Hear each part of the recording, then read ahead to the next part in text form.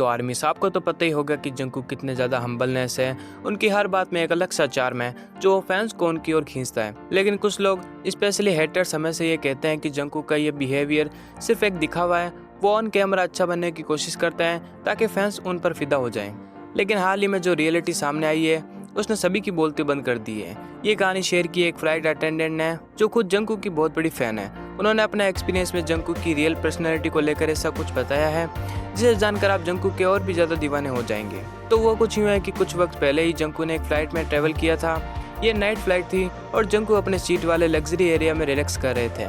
Flight का setup ऐसा था कि हर पैसेंजर को एक अलग अलग अटेंडेंट असाइन किया गया था। उस फ्लाइट अटेंडेंट को जंकू की सर्विस करने का चांस मिला।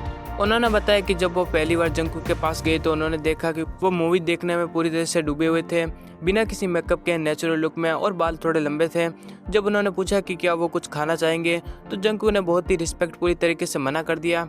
लेकिन मज़ेदार बात यह है कि कुछ देर बाद जंकू ने खुद उन्हें बुलाया और बड़े क्यूट अंदाज में कहा, ओके मुझे खाना दे दो। और जब खाना आया तो उन्होंने अपनी टेबल खुद अरेंज कर ली। ये देखकर फ्लाइट अटेंडेंट हैरान रह गई। उन्हें यकीन नहीं हुआ कि इतना बड़ा स्टार इतना डाउन टू अर्थ हो सकता है। अटेंडेंट ने बताया कि जंकू का बिहेवियर इतना फ्रेंडली था कि वो अपनी एक्साइटमेंट कंट्रोल ही नहीं कर पा रही थी। जंकू ने मील को पहले मना करने के लिए माफ़ी भी मांगी और उनकी स्माइल देखकर अटेंडेंट बस वहीं के वहीं पिघल गई। सबसे प्यारी बात यह थी कि जब वो दोनों एक दूसरे के साथ बात कर रहे थे तो दोनों बार बार झुककर एक दूसरे को रिस्पेक्ट दे रहे थे। ये मोमेंट इतना क्यूट था कि वो इसे कभी नहीं भूल पाएंगी।